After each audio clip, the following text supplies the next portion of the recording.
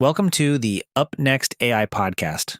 It's Monday, June 29th, 2026, and here's what matters in AI today. First up, Europe's AI sovereignty push is getting louder. In a reported piece from Wired, the core story is simple. Europe wants its own AI, but the same piece also says it's still a stretch to think the continent can build a top-tier model on par with the very best labs. That tension is really the story here. Europe sees the strategic risk clearly, but turning that concern into a genuinely competitive model stack is a much harder job.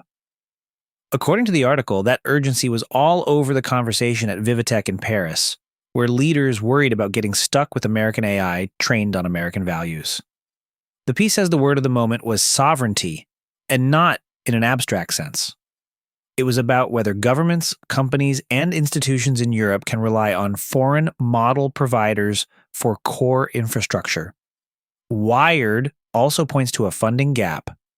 One figure repeated in the piece was that Anthropic's recent $65 billion fundraise was larger than the total invested in European and UK AI startups last year. The article says Europe is trying to answer that with new funding, collaborations, and potentially less resource-intensive next-generation approaches. And then there's the political angle. The Wired story argues Europe has an unusual advantage right now: Donald Trump. More specifically, it says the Trump administration's policies are making dependence on US AI feel less safe and less stable. The piece describes that as a wake-up call, especially after export control moves around advanced US models. In other words, Europe's sovereignty push is not just about pride or industrial policy anymore. It's increasingly about continuity of access. So the bottom line on this one, Europe clearly wants its own AI future. But by Wired's own framing, the ambition is ahead of the current capability. The strategic pressure is real. The question is whether it can translate that pressure into actual frontier capacity. And that leads directly into the second story, because the market is not waiting around. TechCrunch reports that new models are launching in Asia that promise Mythos-like capabilities without fear of an export ban. The article frames this as a direct response to the uncertainty created by US restrictions around Anthropic's most advanced models. One example in the story is Sakana AI in Tokyo, which launched a model called Fugu. According to TechCrunch, the company says the model stands shoulder to shoulder with leading systems like Anthropic's Fable 5 and Mythos Preview, and is designed for agents with the ability to orchestrate access to other models through their APIs. TechCrunch also reports that Sakana is openly advertising frontier capability without the risk of export controls. The same piece says Chinese firm 360 reportedly unveiled Tulongfeng, an AI tool it says can go head-to-head with Mythos, along with another tool called Yitianzhen for cyber defense and incident response. What matters here is less the brand names and more the market signal. TechCrunch says US AI labs may never recover this enormous market if customers decide they can't risk building on tools that might disappear behind policy barriers. The article notes that Anthropic said its run rate revenue crossed $47 billion in May 2026, though it also says the company's Asian enterprise exposure isn't publicly known. Still, TechCrunch's reporting suggests that at least two companies, one in Tokyo and one in Beijing, have already stepped into the gap left by the US. Restrictions. And even if those restrictions eventually ease, the article argues local alternatives trained for local language and nuance are already gaining ground.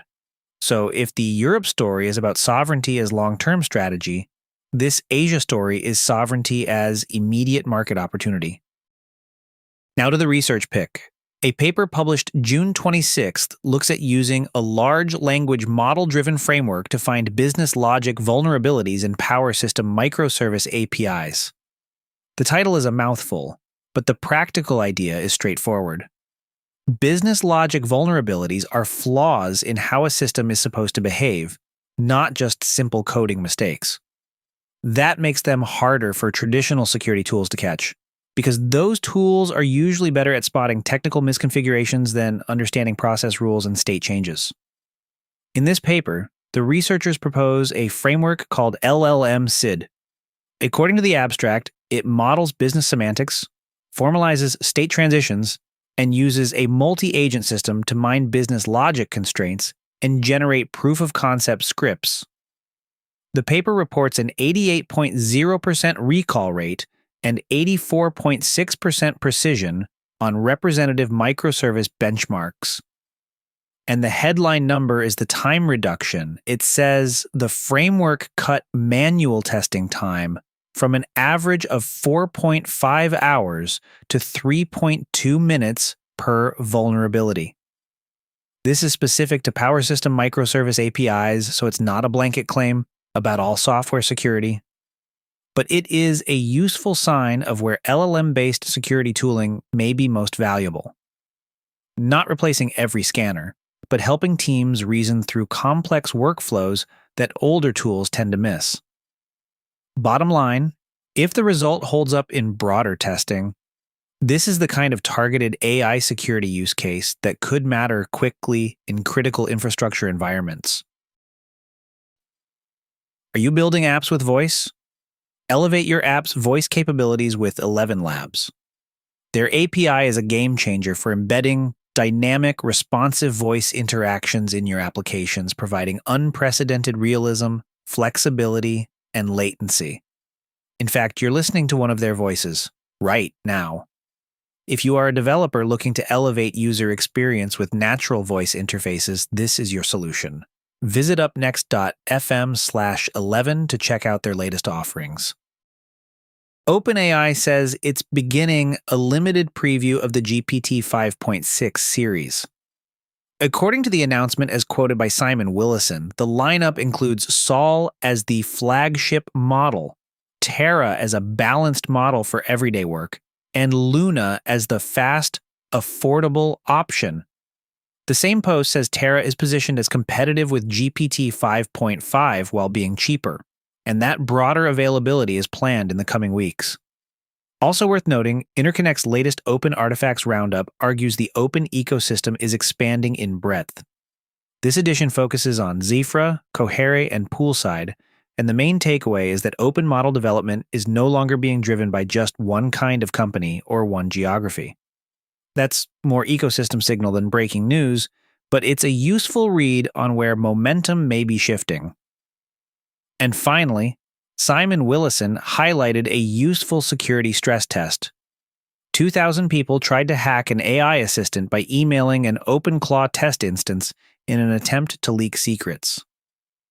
The challenge reportedly generated 6,000 attempts and involved a $500 reward, and no one managed to extract the secret. That doesn't mean prompt injection is solved, but it does suggest some frontier model defenses are getting harder to break in simple attack setups. Before we wrap up, a quick note. This podcast is generated with the assistance of AI and is intended for informational purposes only. All referenced articles, research, and commentary remain the property of their original authors and publishers. If you enjoyed this episode, don't forget to subscribe, rate, and leave us a review. And that's your briefing for today. Full source links are in the episode notes, and we'll be back tomorrow with What's Up Next.